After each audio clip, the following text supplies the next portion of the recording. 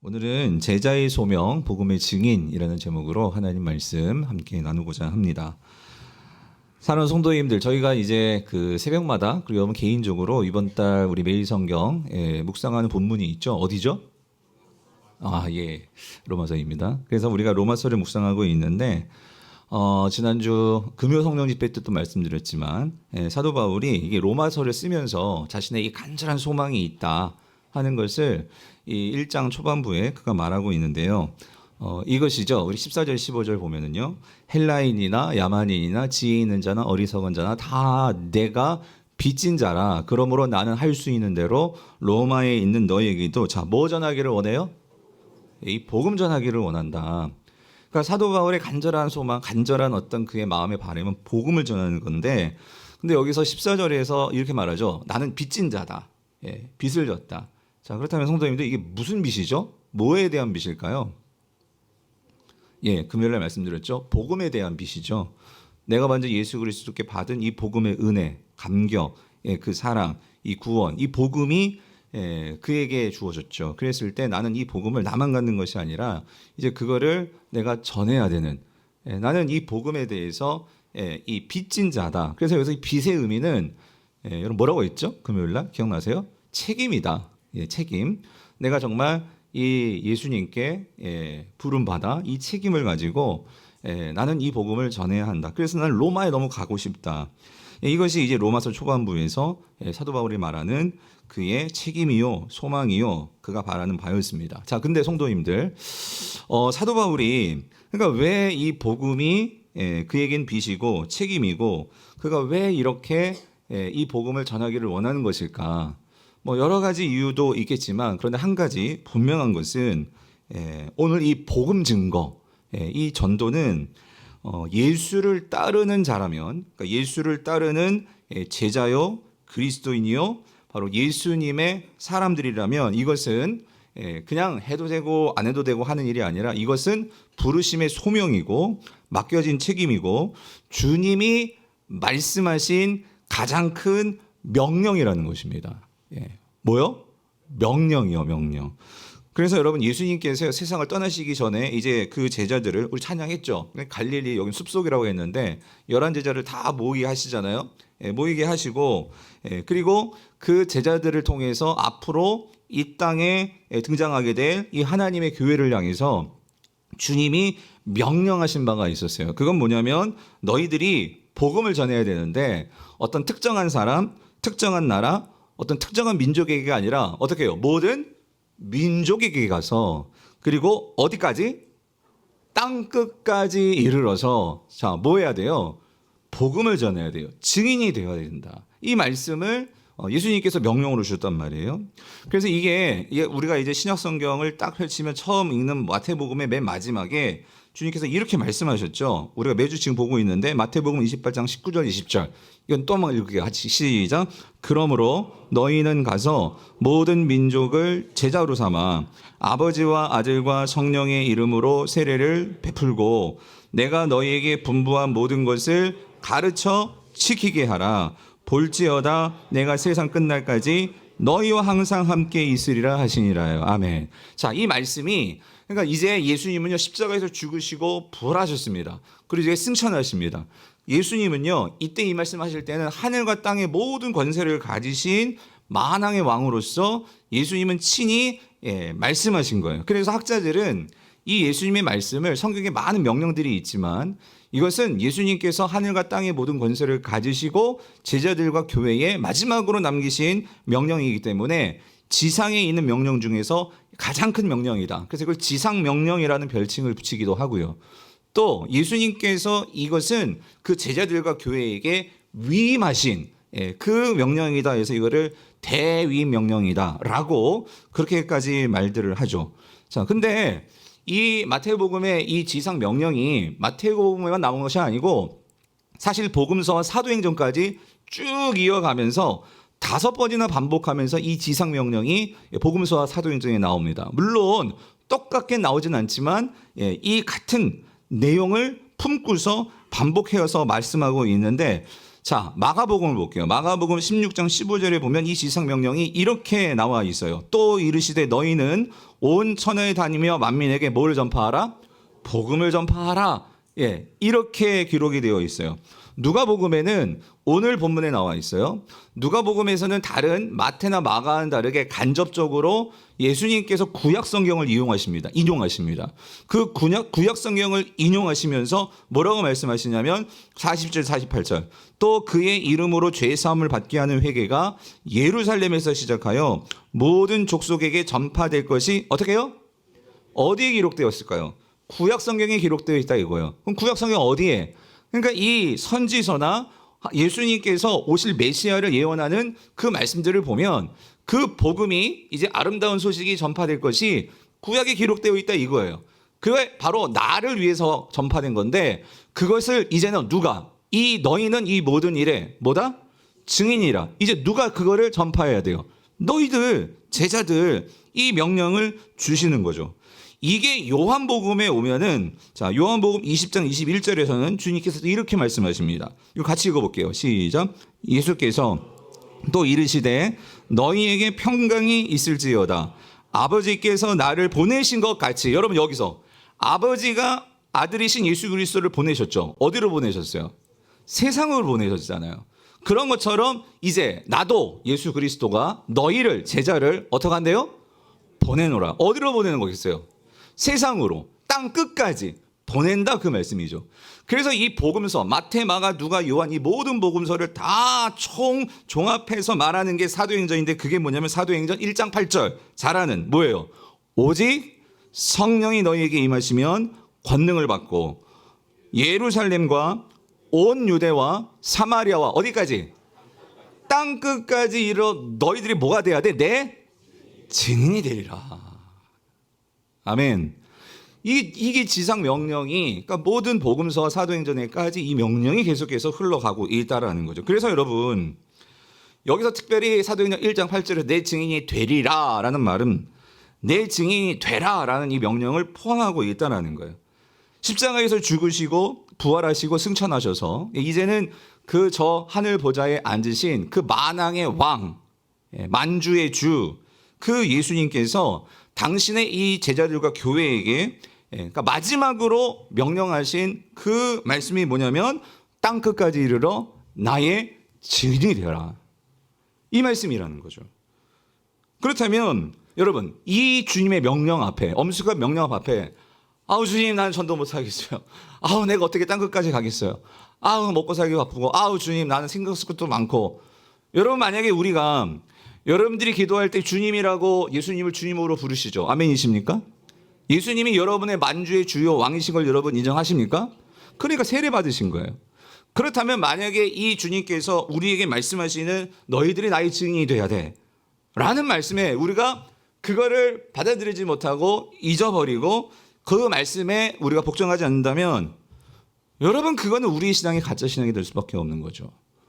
예수님께서 우리에게 이 가장 큰 명령을 우리에게 주셨는데 만약에 우리가 이 가장 큰 명령을 거부한다면 아니 이거를 우리가 그냥 무시하고 우리가 이 세상을 살아간다면 여러분 우리가 예수 그리스도의 은혜로 구원을 받았습니다. 그건 변함이 없는 사실이고 이건 은혜로 구원을 받는 거예요.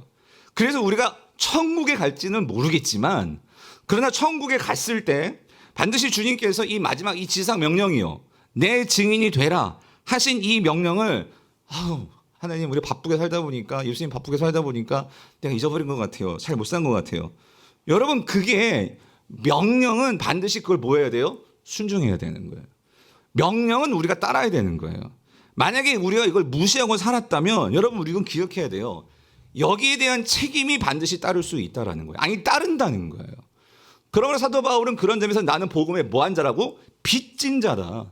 나는 책임이 있다. 그 신앙으로 살았다라는 것입니다. 그래서 여러분 교회가 세상 끝날까지 모든 민족에게 복음을 전해야 되는 그 사명이 그 소명이 그 책임이 교회에게 있는데 만약에 교회가 그 주님의 부르심을 우리가 무시하거나 거부하거나 한다면 여러분 사실 교회는 존재할 이유가 없는 거죠. 그래서 여러분 우리 교회가 매년 10월에 새세민 축제를 합니다. 여러분, 저는 우리 교회 성도님들이 이 새세민 축제를 그냥 무슨 이벤트 같이 생각하지 않으셨으면 좋겠어요. 사실 여러분, 전도는요, 우리 매 주일이 새세민 축제가 돼야 돼요. 여러분들이 한 주간 살면서 정말로 이 생명을 살리기 위해서 그런 만나는 사람들마다 어떻게 이 복음을 전할 수 있을까? 그래서 우리가 그들을 주님께로 인도하는 이 새세명 축제가 매일 이루어져야 되는데, 솔직히 저와 여러분들이 살면서 우리가 이 주님의 지상 명령을 잊고 살 때가 많아요. 아니면 너무 부담스러워할 때가 많고 하다 보니까 우리가 이거를 완전히 놓고 살아요. 그래서 교회가 10월에 새생명 축제 플랜카드를 걸고 운동을 하고 부르짖고 하는 것은 적어도 1년에 한 번만큼은 우리가 이걸 잊지 말고, 우리는 복음의 뭐다? 증인이다. 우리는 이 복음의 소명을 받은 자다. 이거를 잊지 않기 위해서 새생명 축제 날을 정해놓고 우리가 이 전도에 이 일을 한다라는 거예요. 사랑하는 성도님들, 오늘 우리 이 주님의 명령을 우리가 정말 무시하고 산다면, 여러분, 이 무시라는 것은요, 어떤 의미에서는 잊고 사는 거겠지만, 여러분, 그거는 그 명령을 거부하는 것이라는 걸 잊지 않으시기를 바랍니다. 예. 우리는 이 명령을 받았어요. 자, 근데 한 가지, 왜 우리는 근데 진짜 왜 이걸 자꾸 이렇게 잊어버리고 이것을 실천하지 못하고 사는 것일까? 저는 이거를 오늘 본문을 통해서 한 두 가지 이유 정도를 생각해 보았는데요. 첫 번째 예는 뭐냐? 그건요, 우리 자신이 복음으로 무장되어 있지가 않다는 거예요. 무슨 말이냐면, 우리가 예수님의 그 복음의 증인으로서 소명을 받은 제자인데, 우리가 복음 증거를 위해서 잘 준비가 되어 있지 않다라는 거예요. 성도님들, 준비가 되어 있지 않으면요, 막상 기회가 와도요, 내가 뭘 어떻게 말을 해야 될지 모릅니다. 아니, 내 입이 열리지를 않습니다. 사실 여러분, 처음 예수님께서 이제 이 제자들을 부르셨잖아요. 처음에 뽑힌 이 12명의 제자를 보더라도 이 사람들은요, 참 별 볼 일 없고, 솔직히 이 유대 사회에서는 그 갈릴리, 이방인의 갈릴리라고 할 정도로 사람들에게 무시받는 그런 지역의 대부분의 사람들이 예수님의 제자들이었어요. 그래서 예수님께서 이렇게 세상 끝까지 나의 증인이 되라 라고 이 말씀을 주셨을 때, 사실 이때는 이 제자들이 처음부터 예수님께서 이 명령을 받은 게 아니죠. 그러니까 다시 말하면 제자들이 아무 준비 안 된 상태에서 너들 있잖아, 세상 끝까지 나의 증인이 되죠, 이 말을 만약에 받고 아무 준비가 안 됐는데, 예를 들어서 베드로를 한번 생각해 볼게요. 베드로가 내가 복음이 뭔지도 모르고 제대로 걸 모르고, 그래서 예루살렘에, 이 갈릴리 촌동네 베드로가 예루살렘에 가서 그 예루살렘 도로에서 예수 믿으세요라고 전도를 했다고 생각해 보세요. 여러분, 그 베드로의 전도에 사람들이 예수 믿었을까요? 안 믿었을 것 같아요. 더군다나 이 베드로가 그 예루살렘에서 이 예수를 증거한다는 것은, 여러분, 정말 담담이 필요하고요. 그리고 내가 믿는 복음이 뭔지를 정확하게 이해하지 못하면 이 종교 지도자들이나 이런 사람들이 나와가지고 그들이 갖고 있는 지식과 그들이 갖고 있는 학력과 이런 것으로 베드로를 무시할 거예요. 예전에 제가 사랑해서 목회할 때 오카드 목사님 이런 설교를 하셨는데, 제가 그걸 아직까지 기억해요. 뭐라고 말씀하셨냐면, 그때도 전도에 가는 설교였는데 성도님들께 이렇게 설교하셨어요. 여러분, 전도지를 가지고 젊은이들이 많이 드나드는 이 강남역에 가가지고, 사랑의 교회 강남역에 있잖아요. 강남역에 가가지고 한번 전도해 보세요. 예수 믿으세요라고 한번 전도해 보세요. 그러면 내 자신이 얼마나 초라하고 얼마나 영적으로 약한지를 금방 느끼실 수 있을 것입니다. 이런 말씀해 주셨어요. 만약에 제가 여러분들에게 오늘 전도지 다 10장씩 나눠드리고, 여러분 예배 끝나고 저기 수유역이나 노원역 가서 혼자 예수 믿으세요라고 한번 전도해 보세요 라고 한다면, 여러분 어떠실 것 같아요? 과연 몇 명이나 우리의 소위에, 여러분, 그 젊은이들이 이렇게 전도지 줄 때 여러분 그걸 잘 받아주고, 예의 있는 친구들은 받아주겠죠. 하지만 얼마나 무시하고 우리가 아무리 부르짖어도 거기에 반응을 하겠냔 말이죠. 그럴 때 딱 드는 반응은 내가 왜 이러고 있지? 그리고 정말 사람들이 이제 눈치를 보면서 막 두려움도 생기고, 하여튼 이런 여러 가지 생각들이 드실 거예요. 사랑하는 성도님들, 내가 영적으로 준비되어 있지 않으면요, 전도는 영적인 일입니다. 그러므로 우리는 사람들의 반응에 우리의 감정이 휩쓸리기 쉽고요. 그 사람들의 반응 때문에 내가 정말 전해야 될 복음을 잃어버리고, 그 사람들의 반응에 내가 휩쓸려 갈 수 있는 것이 바로 전도라는 거예요. 그런 면에서 우리가 제대로 복음에 대해서 내가 준비가 되어 있지 않으면 여러분 우리 입이 떨어지지 않고 우린 두려움에 사로잡힌다 그 소리예요. 그래서 두 번째로 우리가 왜 전도가 잘 안 될까? 전도의 명령을 지키기가 어려울까? 생각해 보니까 여러분 그것은요 이거예요. 전도와 관련해서 여러분 이 세상은요 아직도 사단이 활개를 치고 있어요. 그래서 사단은요 이 전도를 방해를 한다는 거예요. 다시 말하면 영적으로 반드시 전도할 때 공격한다는 거예요. 성도님들, 예수님이 십자가에서 죽으시고 부활하시면서 분명 사단은 그 권세를 잃어버렸습니다. 예수님께서 이 모든 사단을 악한 권세를 이기셨어요. 여러분 믿으십니까? 자, 이기셨는데 근데 우리가 한 가지 기억해야 될 게 있어요. 사도 바울이 고린도 후서 4장 4절을 보면 예수님이 십자가에서 죽으시고 부활하셔서 모든 사망 권세를 이기셨는데 그런데 그 사망 권세인 사단에 대해서 그 예수님이 부활하시고 30년 40년이 지난 그 시점에서도 이 사도 바울이 이 예수님에 대해서 이 예수님의 십자가 죽으심과 부활이 있는데도 이 사단에 대해서 뭐라고 말하냐면 이렇게 얘기해요. 고린도후서 4장 4절에서 그 사단을 이 세상의 신이다, 이 세상의 왕이다라고 그렇게 표현을 합니다. 전 이게 이상했어요. 왜 그러냐면 여러분 이 세상의 왕은 누구십니까? 이 세상을 다리시고 모든 만물을 다스리시는 분은 누구십니까? 하나님이시잖아요. 예수님이시잖아요. 그런데 거기에서 사도 바울이 사단을 이 세상의 신, 이 세상의 왕이라고 그렇게 표현합니다. 왜 그런 걸까요? 그거는 아직도 이 세상에서 이 사단이 영향력을 행사하고 있다 그 소리예요. 영향력을 행사하는데 성도들이나 세상 사람들이나 이 사단이 그들의 진짜 왕은 아니에요. 가짜 왕인데 그 영향력 안에 사람들이 사로잡혀서 살아가더라는 거예요. 왜 그러느냐? 여러분 사단은요 결국 예수님께서 재림하시는 그날 완전하게 지옥불로 들어가서 심판을 당합니다. 하지만 그 주님께서 오시기 전까지 사단은 이미 모든 힘과 권세를 잃어버렸어요.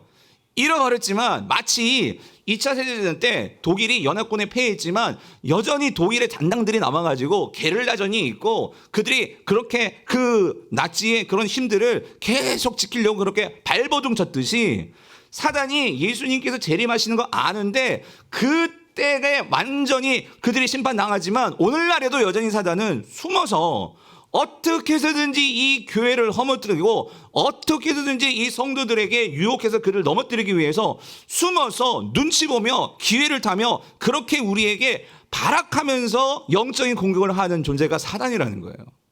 그러므로 사랑하는 성도님들, 사단이 무엇보다도 우리에게 방해하는 것은 하나님의 이 나라가 임하였고 그 나라가 우리를 자유케 한다는 이 복음을 어떻게 해서든지 사단은 막으려고 한다는 거예요. 그래서 여러분 오늘날 같은 시대에는 참 사단이요 어떻게 복음을 막을까? 로마 시대 같을 때에는 여러분 막 그 힘과 권력으로 아주 사자굴에 놓고 이런 식으로 했지만 여러분 오늘날 대한민국 같은 이 세상에서는요 전도한다고 누가 뭐라고 하지는 않습니다.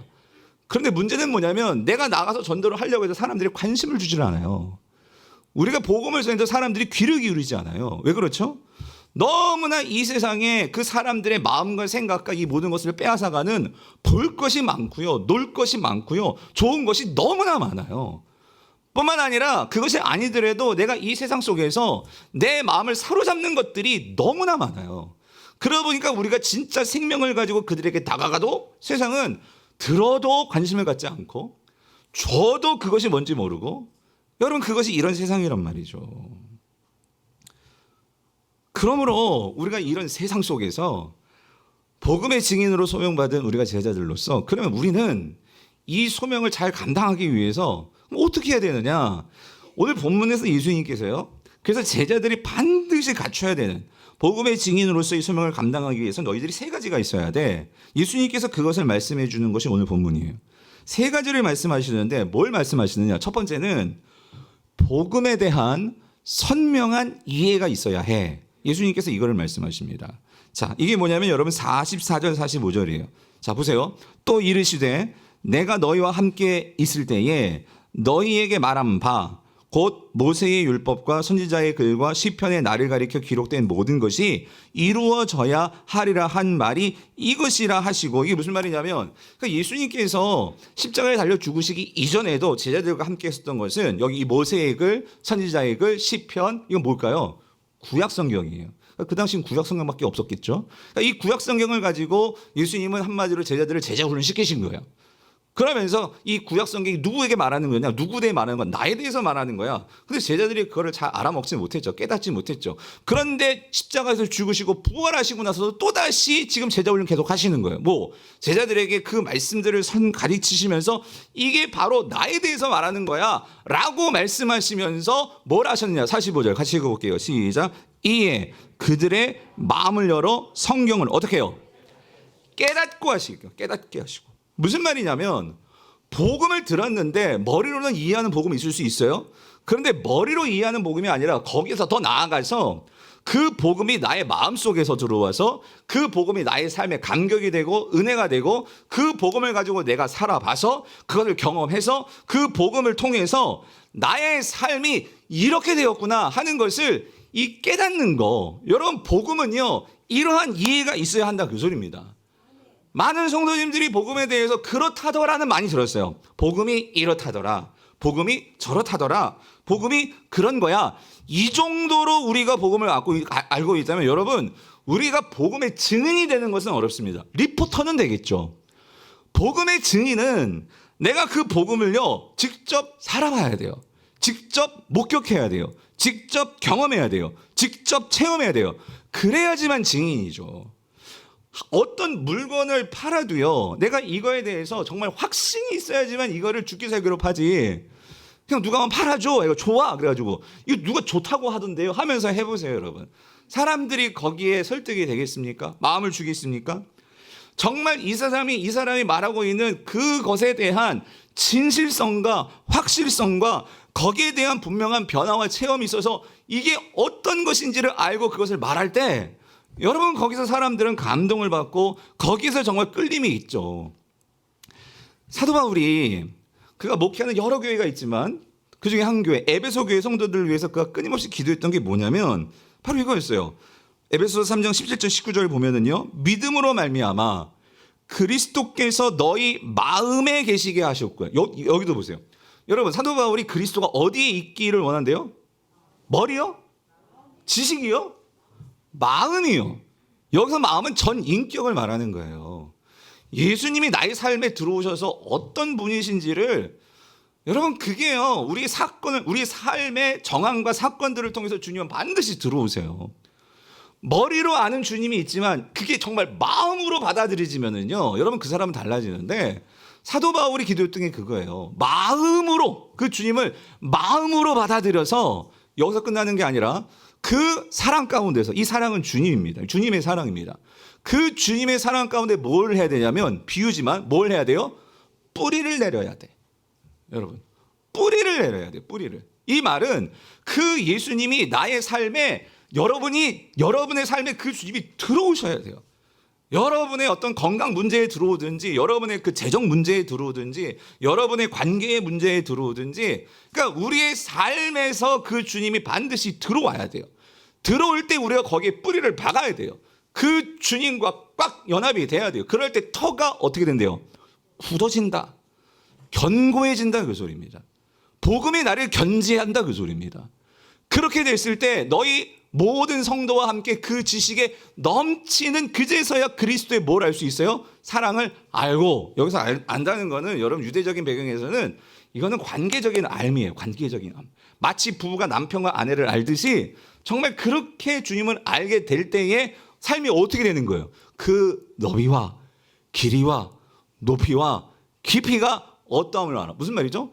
그 예수 그리스도의 사랑, 복음의 그 넓이가 얼마나 큰지, 아니 얼마나 높은지, 아니 얼마나 깊은지를, 그거를 정말 감격으로, 삶으로 깨달아질 때 여기 하나님의 모든 뭐 하신 것으로? 충만하신 것으로. 무슨 말이냐면 지금 내 삶에 결핍이 있어요. 여러분, 우리 살아가면서 모두 다 삶에 결핍이 있잖아요. 문제가 있잖아요. 그럴 때 우리가 지치고 불안하고 염려되고 힘들고 아프고 하잖아요. 그런데 이러한 뿌리 내림이 있고 그분의 사랑의 깊이와 높이와 깊이가 나를 채울 때 우리에게 뭐가 있냐? 충만함이 있게 되는 거예요. 여러분, 돈이 많다고 해서 충만해지는 게 결코 아닙니다. 돈이 많아서 더 불안해질 수 있고요. 여러분, 어떤 사람은 건강하기 때문에 오히려 그 건강이 나의 삶에서요, 그게 더 나를요, 더 힘들게 만들 수도 있어요. 왜냐하면 주님을 더 찾아야 되는데 놀러 다니고 뭐 그러다 보면은 정말 정작 중요한 건 잃어버린단 말이죠. 그러면 내가 건강이 없고 돈이 없고 그러면 내가 항상 결핍만 있나요? 아니요. 그 자리에 하나님의 이러한 은혜와 그 사랑이 들어오면 오히려 삶의 그 고난이 나를 하여금 그 예수 그리스도를 바라보게 만들어서 내가 그동안 놓쳤던 것을 더 채우게 되어서 나의 삶을 어떻게 만든다고요? 충만하게 만드니까 당연히 그런 사람들은 어떻게 되죠? 삶의 터가 17절 마지막 굳건하게 되는 거죠. 이게 복음이에요. 예. 사도 바울은 이런 복음을 경험했어요. 그래서 이 에베소 교회 성도들이 이 복음을 경험했으면 좋겠다. 너희들이 알았으면 좋겠다. 그럼 왜? 그 이유는 왜? 이유는 왜겠어요? 내가 복음의 증인이 된 것처럼 너희들도 뭐가 되었으면 좋겠어? 복음의 증인이 되었으면 좋겠어. 사랑하는 성도님들, 제자 훈련은 그냥 책상머리에서 그냥 이렇게 그게 아니고요. 성경을 펴고, 그래서 여러분 제자 훈련 성경이 있어야 돼요. 성경을 펴고 이 성경 앞에 적실하게 내 삶을 조명해서 그 조명을 통해서 내가 정말로 깨지지 못한 부분, 부족한 부분이 뭔지 서로 봐주고, 여러분 혼자 숨겨놓는 게 아니라 서로 그것을 봐주고 점검해주고, 그래서 함께 그걸 깨뜨리기 위해서, 뿌리를 내리기 위해서 함께 날마다 모이고 그걸 가지고 세상에 나아가서 어떻게 살았는지 서로 점검해주고. 여러분 혼자서는요 할 수 있으면 할 수도 있겠죠. 하지만 한계가 있어요. 그래서 하나님께서 교회를 세우셨다니까요. 공동체 아닙니까? 공동체. 여러분 신앙을 개인주의로 절대 하시지 말기를 바래요. 공동체예요. 공동체. 그래서 사도 바울이 이 말씀을 주셨는데 예수님도 그래서 제자 훈련을 함께 어우러져서 하신 거잖아요. 예. 그럴 때 내가 정말로 이렇게 여러분 주님이 주시는 것으로 충만해질 때 우리는 그 안에서요 내가 충만해지면은요 그때부터 보여요. 내가 뭘 붙잡아야 될지 뭘 붙잡지 말아야 될지가 보이는 거예요. 충만해지면은 거기서부터 내가 진짜 무엇이 내 삶에 정말 도움이 되는 것인지를 알 수 있어요. 우리가 결핍되어 있으니까 한쪽만 바라보다 보니까 여러분 정말 좋은 것들을 놓치고 사는 경우가 너무나 많더라는 거죠. 그러므로 성도님들, 이러한 좋은 것들을 누리잖아요. 갖게 되잖아요. 그럼 사람은요 누구나 다 여러분 맛있는 거 먹으면 혼자 맛있는 거 숨겨놓고, 여러분 그래요? 맛있는 집 알면은 여러분 혼자만 알고 있어요? 어떻게 해요? 소개해 주잖아요. 내가 좋아하는 아내나 내 친구나, 야 우리 그 집 가보자, 소개하잖아요. 여러분 내가 하나님의 좋은 것들을 누리잖아요. 하나님은 우리를 그렇게 만드셨어요. 그거를 나누도록 만드셨어요. 우리가 정말 복음을 경험하고 체험하고 알고 선명한 것을 알면 알수록 우리는 뭐 하고 싶으냐면요 전수하고 싶은 거예요. 누군가에게 이거를 전해주고 싶은 거예요. 여러분 그게 전도입니다. 예. 이거를 전해주고 싶은 거예요. 이거를 그냥 뭐 이렇게 무슨 뭐 보험 수당 뭐 이렇게 하듯이 뭐 건수 올리기 전도, 그게 아니고요. 이거를 내가 정말 너무 좋은데 이거를 전해주고 싶은데. 그래서 여러분 어떤 면에서요 내가 이러한 복음을 전도하고 전수하고자 하는 어떤 마음의 생각, 열정이 없다면 여러분 뭘 점검하셔야 되냐면, 내가 진짜 복음을 맛봤나? 내가 진짜 복음의 감격으로 살고 있나? 내가 진짜 복음을 아는 성도인가? 여러분 그걸 점검해 보셔야 한다, 그 소리예요. 그러므로 이거를 우리가 같이 맛보자고 제가 그렇게 이제 7월 둘째 주를 놓고 지금 기도하면서 준비하고 있는 거예요. 우리 성도들이 같이 한번 한 분이라도 더, 여러분 한 분이라도 더 이것을 같이 누렸으면 좋겠다. 선명한 복음의 이해. 두 번째는요, 왜 우리가 복음의 증인이 잘 안 되느냐? 이거를 갖춰야 되는데 뭐냐면요 이거예요. 언제든지 복음을 말로 전할 수 있어야 돼요. 네. 말로 전하는 복음이 되어가야 돼요. 이게 무슨 말이냐면, 여러분 오늘 본문 46절에서 48절을 보면은요 쭉 말씀하시면서 48절만 다시 한번 볼게요. 뭐라고 말씀하시냐면, 너희는 이 모든 일에 뭐다? 증인이라 라고 했죠. 이 증인이라는 단어 여러분 꼭 잘 보세요. 증인이라는, 성경에서 증인이라는 개념은 뭐냐면요 이거예요. 입술로 내가 알고 있는 사실, 다시 말하면 입술로 예수 그리스도의 46절에 보면 그의 고난받으심, 죽으심, 그리고 내 입술로 그의 그 3일에 죽은 자 가운데서 살아나신 부활, 이게 복음의 핵심이거든요. 내 입술로 복음을 분명하게 선명하게 전할 수 있어야 돼요. 여러분 이게 증인입니다. 증인. 그래서 성경에서요 복음서와 사도행전에서 증인이라는 단어가 나오면 다 입으로 말하는 거예요. 입으로. 여러분 예수님께서 이제 마지막에 승천하시고 가룟 유다가 죽었으니까 11제자였어요. 그래서 나머지 이제 한 명을 채워요. 12제자를 만듭니다. 사도행전에서. 그래서 12제자를 삼는 그 이유가 뭐냐면 목적이 나와 있어요. 사도행전 1장 22절 같이 한번 읽어볼게요. 시작. 항상 우리와 함께 다니던 사람 중에 하나를 세워서 우리와 더불어 예수께서 부활하시면 뭐 할 사람? 여기 나오잖아. 증언할 사람. 예. 증언할 사람이 필요한 거예요. 그래서 맏대아를 뽑는 거죠. 뿐만 아니라 사도행전 8장에서 스데반이 순교하면서 예루살렘 교회에 핍박이 왔을 때 교회가 다 흩어집니다. 흩어지는데 그 흩어진 사람들이 뭐를 하느냐? 8장 4절 사도행전. 그 흩어진 사람들이 두루 다니며 복음의 말씀을 뭐 한다? 뭐예요? 전할세예요. 여기서 이 전하다라는 단어가 동사 헬라어로 유앙겔리조예요. 유앙겔리오는 복음이죠. 유앙겔리조는 동사예요. 이건 복음을 전하다예요. 정확한 의미는 전도하다예요. 전도하다. 그러니까 이 예루살렘 교회 성도들이 이제 흩어지게 되니까 뭐 했느냐? 흩어져 가지고 아유 이제 교회가 없어졌네 이러고 있는 게 아니라 그들이 교회를 세우기 위해서 뭐 하고 다녀요? 전도하고 다녔다. 그래서 전도하고 다녔다.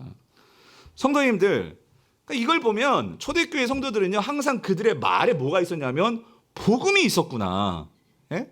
만나는 사람들마다 그들이 뭐 하려고 했냐면 이 복음을 전해주려고 했구나. 그게 교회의 목적이었고 성도들의 삶이었구나. 우리가 사도행전을 보면 그걸 알 수가 있어요. 자 그렇다면 여러분 이거예요. 오늘날 왜 기독교인들이 이렇게 많은데 세상 사람들은 복음을 모르는 걸까? 아니 그렇게 세상 사람들이 정말 교회에 대해서 이 세상 사람들이 정말 들어야 할 소리가 있는데 왜 오늘날 왜 우리 교회 성도님들은 우리 오늘날 한국교회 성도님들은 이렇게 많은데 세상 가운데 왜 복음이 들려지지 않을까? 전 이런 생각이 들더라고요. 어쩌면 우리 자신들이 이 복음을 잃어버린 게 아닌가? 우리 입술에 마음에는 복음이 있는지 모르겠지만 내 입술로 복음을 말해보는 이 말을 잃어버리는 거예요. 그러다 보니까 세상에서도 우리가 말을 하는데 무슨 말을 하느냐? 복음을 말하는 게 아니라 세상 사람들이 그냥 좋아하는 것을 성도들도 말하는 거예요. 어떻게 하면 예수 믿고 높아지고 어떻게 하면 예수 믿고 건강 나음 받고 어떻게 하면 우리가 더 잘 되고 애들 장가 시집장가 잘 가고 복 받고 그러니까 복음 여러분 그런 축복이 있죠. 성경에 나오죠. 그런데 정말 성도들이 말해야 되는 이 말에는 뭐가 빠져버렸냐면 예수 그리스도의 십자가와 예수 그리스도의 그 부활과 이 예수 그리스도의 복음이 우리의 말의 언어 속에서 사라져버린 건 아닌가. 근데 더 심각한 문제는 세상에서는 그렇다 치고 만약에 우리가 교회에서 모였을 때 우리가 성도로 뭐 전도회든 뭐 무슨 모임이든 아니면 그것이 아니더라도 성도들이 만약에 밖에 나가서 어떤 찻집에 모였을 때 과연 그 모임에서 되어지는 얘기 가운데 얼마나 우리가 예수 그리스도의 복음과 예수 그리스도의 그 죽으심과 그 부활을 날마다 우리가 복음을 살며 경험하며 이런 얘기를 나누는 그러한 언어들이 많은가? 아니면 그렇게 얘기하면 왠지 막 성도들 안에서도 막 쑥스럽고 왠지 이거를 말하면 괜히 분위기 망치는 것 같고 혹시 그렇게 생각하는 건 아닌가? 여러분 어떠십니까? 제가 소망하는 거는 여러분 우리 안에 정말 이 예수 그리스도에 대한 복음을 잃어버리니까 여러분 세상에서도 그 복음을 들을 수가 없는데 그러다 보니 성도들의 이 입술이 말이 세상의 언어에 길들여져 보니까 이 교회 안에도 그런 세상적인 이야기가 너무 많다라는 거예요. 여러분 네. 오죽하면 오늘 선거위원회에서 신고까지 하라고 할까? 예? 여러분 세상에서도 막 그렇게 예. 여러분 이게 오늘 우리 안에서 참 복음을 잃어버린 것이 아닌가. 제가 가끔 이제 교육자들하고 이제 식사를 이제 이제 동네 이렇게 가다 보면은 이제 동네 교회 그 권사님들인지 집사님들이 나오셔서 전도를 하세요. 그럼 전도지 이렇게 알사탕 이렇게 막 호치키에서 찍은 거 있잖아요. 이거 전해주세요. 그럼 저 봤는데 그러시는 거예요. 꼭 이렇게 교회 다니세요? 먼저 이렇게 물어봐요. 그래서 교회 다니세요? 그다음에 교회 다니세요. 교회 다니세요. 그래서 제가 그걸 받을 때마다 이런 생각이 좀 드는 거예요. 너무 이분들 귀하고 그렇잖아요. 시간 내 가지고 그렇게 전도하고 교회를 위해서. 근데 과연 사람들, 저는 목사니까 당연히 교회 다니고 있지만 교회 안 다니는 사람들이 교회 다니세요라고 그렇게 했을 때 정말 그들이 교회 다닐까? 예? 그리고 교회 다니세요라는 말은 그러니까 교회 와서 이제 교회 와서 복음을 들으세요겠죠. 그런데 그게 아니라 우리가 진짜 세상 사람들을 만날 기회가 주어지면 정말 우리가 말해야 될 것은 뭐죠? 예수 믿으세요. 그건 조금 한 걸음 나아간 거예요. 그죠?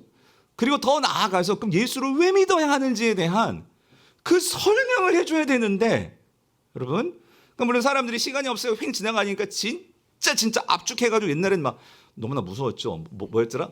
예수 참당 불신지역 하면서 얼마나 오죽하면 다급하면 그랬을까 생각도 드는데 여러분, 우리가 정말로 세상 사람들에게 정말 그 사람들이 전해줘야 되는 것은 왜 예수를 믿어야 하는지에 대한 부분을 설명해줘야 되는데 전해야 되는데 그 소리가 들리지가 않는다 그 소리예요. 물론 목사님 전도지 읽으면 안 읽더라고요. 버려요. 그냥 사탕만 뜯고.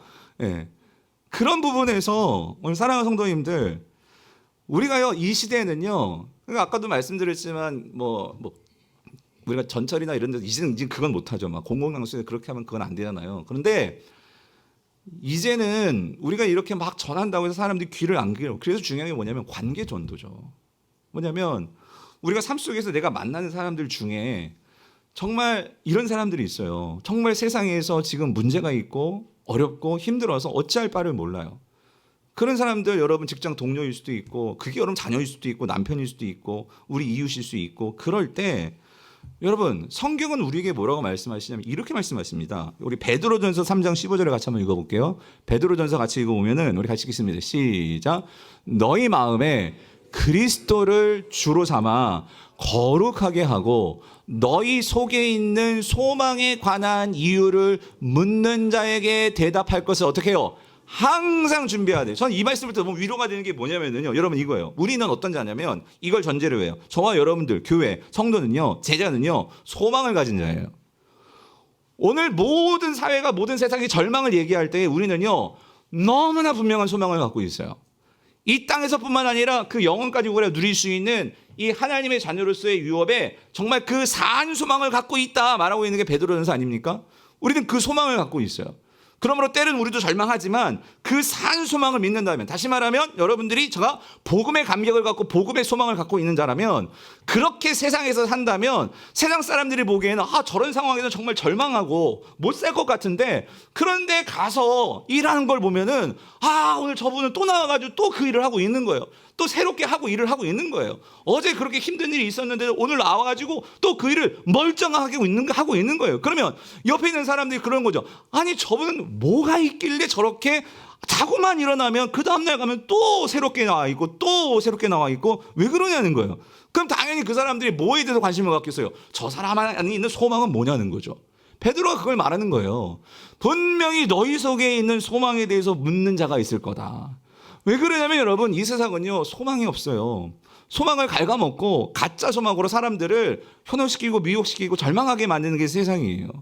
그러다 보니 오늘 성도들이 그 소망을 가지고 세상 속에 들어가서 그렇게 살면 여러분 세상 사람들이 다 우리의 말 귀를 안 기르는 게 아니라 지켜보는 사람이 있다 그 소리예요.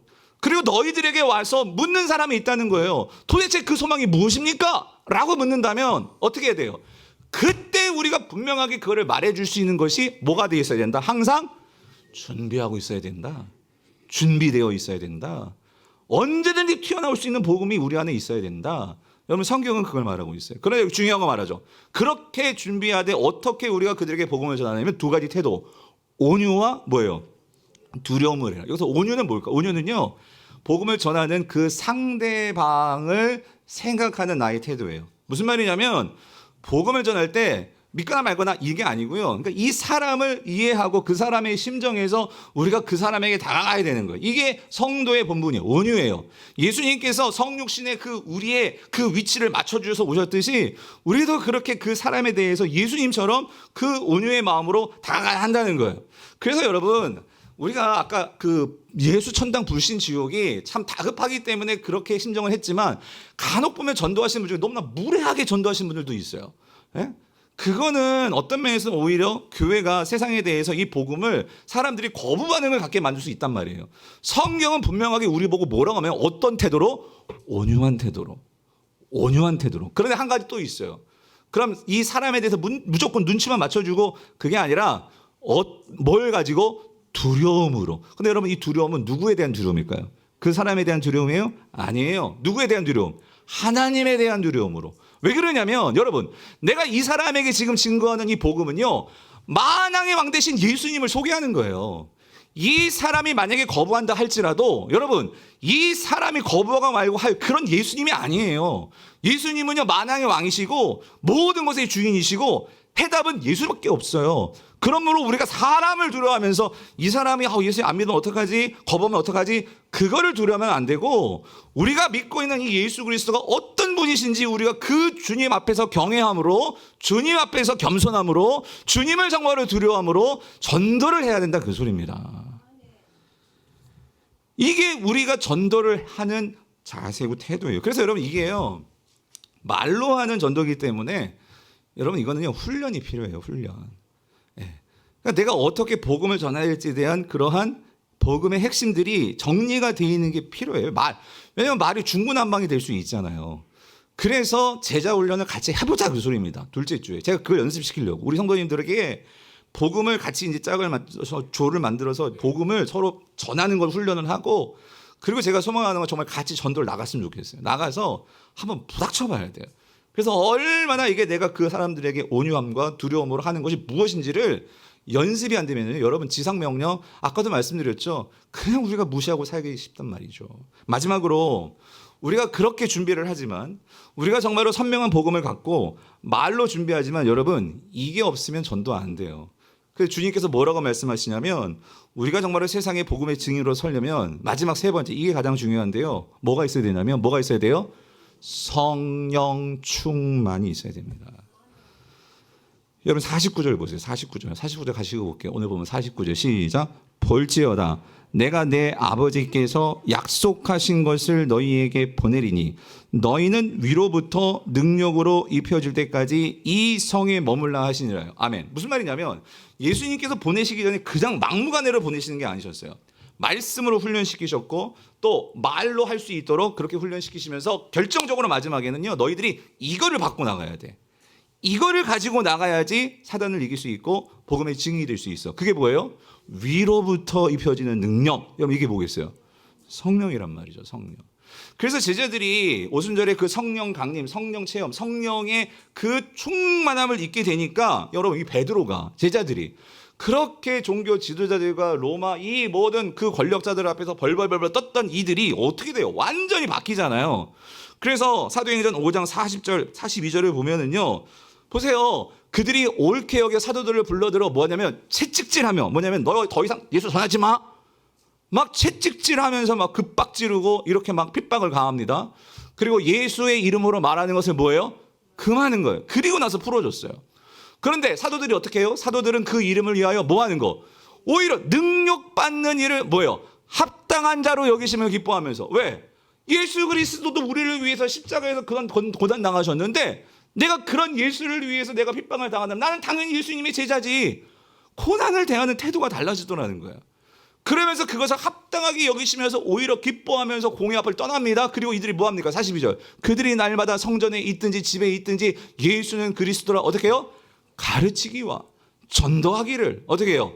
그치지 아니하라. 분명히 종교 지도자들이 공회가 그쳐 닥쳐 하지마 그랬잖아요. 그런데도 이들이 담대하게 이 복음을 증거할 수밖에 없는 거예요. 왜? 그 이유가 뭐예요?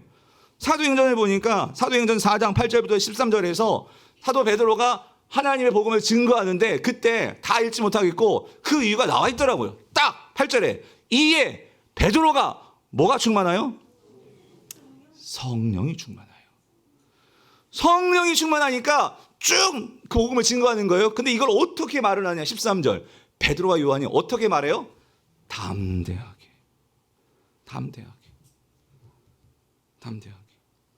사랑하는 성도님들, 여러분 전도하려면 겁이 나십니까? 여러분 전도하려면 막 부끄러워요? 전도하려면 전도 안 할까 막 무서워요? 여러분 여러분 집에 자녀가 지금 교회 안 다니십니까? 남편이 교회 안 다니고? 여러분 가족 중에? 여러분 그런 집들이 있으실 거예요. 여러분 그게 남편이 막 사단이 씌어서 그런 거예요. 예? 애들이 전혀 가망이 없다는 게 여러분 그게 뭐 그 애들만의 문제일까? 저는 그런 생각이 들어요. 물론 그 아이들 혹은 그 남편의 구원은 하나님께 달려 있지만 한 가지 우리가요 분명한 것은 오늘 여러분 이걸 생각해 보셔야 돼요. 정말 그 남편과 아이와 자녀들이 전도되길 원하십니까? 안 원하시는구나. 내가 다 아는데 원하십니까?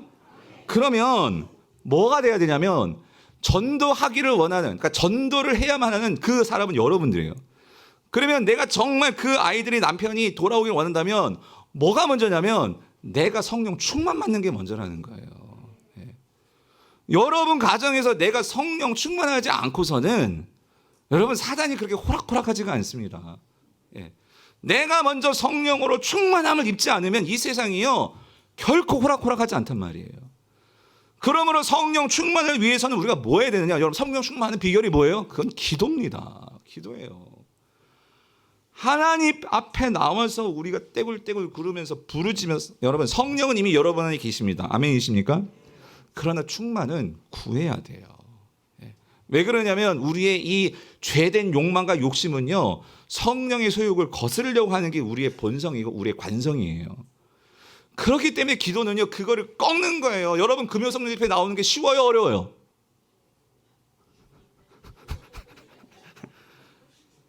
여러분 여러 가지가 이유가 있을 수 있어요. 내가 원하든 원하지 않든 여러 가지 이유가 있을 수 있어요. 나 오고 싶어도 막는 물리적인 방해도 있을 수 있고 여러 가지가 있어요. 왜 금요 성령 집회냐라고 물으시면 그건 우리 교회가 공적으로 함께 이 성령을 부르짖자라고 성령 충만을 받아야 되니까 그래서 금요 성령 집회라고 말한 거예요. 금요 성령 집회라고 이름을. 왜냐하면 성령 충만 받지 않고서는 여러분 우리 삶 속에 능력이 나타나지가 않아요. 전도가 어떻게 그냥 되냐고요. 그러니까 같이 모여서 함께 부르짖고 기도하고 그럴 때 여러분 거기서 내가 성령 충만해지면 뭐가 생기냐. 분명 성경에 말하죠. 담대하게 말함을 보고 담대해진다는 거예요. 7월 9일부터 4주간 여러분 풍성한 삶으로의 초대 제자훈련을 지금 계속 하자고 제가 말씀을 드리는데 여러분 그냥 앉아서 여기서 이렇게 제자훈련하고 아무런 능력 없어요. 그게 같이 이제 순위 이 방학에 이제 방학이다 이제 다 이제 뭐 놀자 이러면 안 되고 그 방학에 우리가 그동안 함께하지 못했던 순원들이 같이 날을 정해서 적어도 한 달에 한 번만큼 순원이 같이 나와서 금요 성령 집회 때 같이 부르짖고 기도하고 서로 구원받지 못한 가족들을 위해서 기도해주고 여러분 그거를 하자고 방학하는 거지 그냥 방학 놀자 방학하는 게 아니에요. 여러분 순모임 여러분 순모임 방학이 원래 어디 있어요. 여러분 영적인 세상에 방학이 어디 있어요 솔직히. 그런데 우리가 그동안 놓쳤던 것을 이 방학 기간 때 이제 각자 순모임끼리 했던 거를 같이 모여서 뭔가를 해보고 뭔가를 함께 해보고. 그래서 여러분 지난번에 당회 때 우리 선교봉사위원장이신 우리 황재호 장로님이 또 국내 선교부 해외 선교 관장하시는데 국내 선교부를 또 관장하시니까 여러 요번에 미자리 교회들을 돌아다니셨어요. 선교부장님하고 국내 선교부. 근데 이게 보시면 그런 말씀을 해주셨어요. 당회 때 뭐냐면은 교회가 우리가 교회를 이렇게 물질적으로 후원을 하잖아요. 그 참 귀한 일이죠. 귀한 일인데 성령이 그 말씀을 하시다고. 그것도 좋지만 뭔가 정말 그 교회를 위해서 필요한 일을 했으면 좋겠습니다. 맞아요, 장로님. 그래서 우리가 같이 얘기하면서 어떤 생각을 나누었냐면 그런 거예요. 그런 교회에 가서 만약에 전도회가 됐건 아니면 순모임이 됐건 원하는 이런 방학 때 있잖아요. 연결이 되면 그런 미자리 교회 가가지고 뭐 같이 예배 드려주고 토요일에도 어느 예배 드릴 수 있잖아요.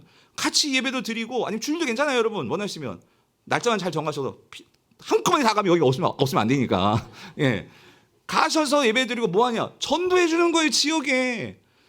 그 교회는 전도를 할 때 사람이 없으니 누가 전도해요, 누가? 목사님 전도해요? 목사님 혼자 전도하지. 하지만 힘이 나야 되는데 그러니까 여러분 전도회가 이름이 전도회 아닙니까? 전도회. 그럼 한 달에 한 번씩 모여서 우리가 어떻게 전도할 수 있을까? 남전도회로 여전도회로 어떻게 아니 우리 국립선교부가 있고 우리가 후원하는 교회들이 있는데 가서 그냥 이렇게 그것도 귀해요. 제가 어느 전도회에서 이렇게 재정적 후원도 그 귀하지만 가는 것도 참 귀하지만 정말 가서 그 영적으로 제가 미자리 교회 목사라고 생각해 봤어요. 생판 모르는 교회인데 와가지고 성도들이 그 교회를 위해서 같이 기도해주고 이 교회를 위해서 같이 전도해주고 하면 얼마나 그게 힘이 나고 이게 하나님 나라에서 얼마나 복된 일이겠냐 말이죠. 그런 차원에서 제가요, 이번에 국내 선교 차원에서도 이번에 그래서 이걸 우리 교회에서 처음부터 시작해보자. 뭐냐면 당에서 이걸 하나 해서 8월에 하나 이벤트를 준비하고 있는데, 이벤트라기보다는 사역인데요. 전도 사역이에요. 그동안 우리 교회가 이 쌍문 3동에서 여러 가지 이제 마을 잔치 같은 걸 하면 우리 교회가 섬겼어요. 왜냐하면 여러분 아까 말씀드렸죠. 이 시대는 관계가 깨어지면은요 복음을 전할 수가 없어요. 아예 관심을 가져주지 않으니까. 그래서 여러분들이 좋은 관계를 만드는 게 너무 중요한데, 그래서 우리 교회가 그동안 이 쌍문 3동에서 좋은 관계를 만들어 왔어요. 이 지역과 도봉구에서. 예, 자부심을 가져도 좋으실 거예요. 그런데 제가 그러면서 한편에서 항상 이 안타까운 거, 좀 이렇게 부족한 게 있었는데, 그게 뭐냐면은요, 성도님들, 복음은요 반드시 우리가 섬김을 통해서 그리스도의 향기를 풍기는 건 있지만, 복음은 성경에서 반드시 증인이 되기 때문에 말로 전해야 돼요. 예수 그리스도가 우리의 주인이시고 죽으시고 부활하심이 반드시 말로 선포가 돼야 돼요. 그런데 이 쌍문 3동하고 뭐 구청하고 같이 하다 보니까 제가 기도도 할 수도 없고 전도도 할 수가 없어요. 그냥 우리가 그냥 그리스도의 사랑으로 섬김을 보여주는 거죠. 보여주는 거. 그래서 장소를 제공하고 우리 성도님들이 그렇게 노력 봉사하고, 그래서 사람들이 와, 교회는 정말 이렇게 섬기는구나, 교회는 이렇게 정말 사랑이 많구나 있어요. 근데 여러분, 사랑 많다고 해서 구원받아요? 예수가 들어가야 되잖아요. 그래서 이번에 8월에 뭘 하겠냐면, 이 여기 동네 어르신들을 우리가 좀 마을 잔치 같이 초청해서 그분들에게 삼계탕 대접하고, 교회에서 마음껏 그들에게 제가 복음 전하고, 또 찬양도 부를 수 있으면 부르고, 좀 그랬으면 좋겠다. 당에서 장로님 오케이, 너무 좋습니다 해가지고 8월에 이제 공식적인 날짜를 발표하고 할 거예요. 할 건데, 여러분 생각해 보세요. 그렇게 오신 어르신들, 정말 여러분 그 어르신들이 이제 언제 세상 떠날지 모르세요. 근데 복음을 한 번도 못 듣고 세상 떠나는 거, 이거 얼마나 이게, 그럼 쌍문 3동의 교회, 쌍문 3동 우리 강북으로의 책임이 클 거예요. 그런 면에서 그런 분들에게 우리가 복음을 전하고, 시간 되신 분들 오셔서 밥 먹고 할 때 봉사하시면서 여러분들도 그 옆에서요 복음을 아세요 하면서 얼마든지 많고, 우리가 재정 내서 우리가 하는데 누가 뭘 할 거예요. 그 일을 한다면 저는 누구보다도 하나님께서 그 일을 기뻐하실 것 같아요. 왜? 우리의 소명이 뭡니까? 복음을 증거하는 거 아닙니까? 여러분, 이 일을 위해서 우리 성도님들이요 정말 기도해 주시고, 정말 물질도 좀 후원해 주시고, 좀 같이 마음을 모을 수 있으면 함께 해서요, 정말 이 교회가 우리 모든 성도님들이 정말 복음의 증인으로서 그 사명을 잘 감당하는, 하나님께 기쁘게 해드리는 우리 교회 되었으면 좋겠어요. 뿐만 아니라 오늘 오후에 해외 선교부 기도회를 해요. 여러분, 해외 선교는 나오고 먼 일이야, 여러분 절대 그렇게 생각하지 않으셨으면 좋겠어요. 주님이 땅끝까지 이르러 내 증인이라고 말씀하셨어요. 아니, 그렇게 우리가 성경하고 성경을 그렇게 소중히 여기고 성경 말씀을 정말 목숨을 거는데, 우리가 못해도 같이 모여서 기도하고, 우리 교회가 함께 선교하는 그런 목사님들, 선교사님들을 위해서 같이 기도해주고, 그리고 제가 어떤 성도님들이요, 지금 제가 들리는 얘기가, 이 10월에 우리가 정말 이 네팔 이제 단기 선교를 가는데, 이번에 작년들도 가기로 했잖아요. 지금도 기도하시면서 목사님 뭘 준비해야 돼요? 이렇게 물으시는 성도님들이 계시더라고요. 너무 감사했어요. 여러분들, 우리 인생이 짧으면 짧고 길면 길어요. 우리 삶에, 여러분 남은 삶에 하나님 나라와 관련해서 여러분 어떤 삶을 살고 싶으세요? 하나님 나라와 관련해서 정말 우리가 그 땅끝까지 복음이 그곳에서도 정말 열매를 맺고 역사가 일어나는 것을 우리가 두 눈으로 보면은요 가만히 있을 수 없을걸요. 저도 이 한 교회, 지역교회를 섬기는 담임 목사로 저는 부르심을 받다 보니까 생교에 대해서는 잘 몰랐어요. 관심도 없었어요. 관심이 없다는 게 뭐냐면, 저의 사역은 여기 이 지역교회 강북의료교회를 담임하는 거니까. 그런데 그 현장에 가서 그 선교들을 보고 할 때 하나님께서 뭘 주셨냐면요, 내가 은퇴하고 나서 내가 꿈을 꾸게 된 게 있어요. 그건 나중에 기회 되면 말씀을 드릴게요. 뭐냐면, 선교라는 것이 여러분 나이가 젊어야지만 하는 거예요? 아니더라는 거예요. 하나님께서 나에게 주어진 삶 속에서 주님 앞에 설 때까지 우리가 할 수 있는 일이요 너무나 많아요. 그러면 선교사만 하는 거예요? 아니에요. 여러분들이 지금 하고 있는 그 직장이든지 가게든지 사업이든지 기도해 보세요. 그 일을 통해서 내가 어떻게 하나님의 선교에 이것이 쓰임 받을 수 있고, 이 일을 통해서 정말로 하나님의 영광을 드러낼 수 있는 복음의 증인이 될 수 있을까? 여러분, 저희 성도님들이 그거를 기도하시면서 하나님의 답을 얻게 되는 우리 모든 강북 우리 성도님 될 수 있기를 축원합니다. 그래서 저는 오늘 결론을요 찬송가로 결론을 맺으려고 해요. 우리 찬송가 505장, 여러분 이 찬양대로 우리가 되었으면 좋겠습니다. 오늘 저와 여러분들의 삶 속에서 이 삶을 사시는 우리 모든 성도님들이 수 있기를 여러분 축원합니다.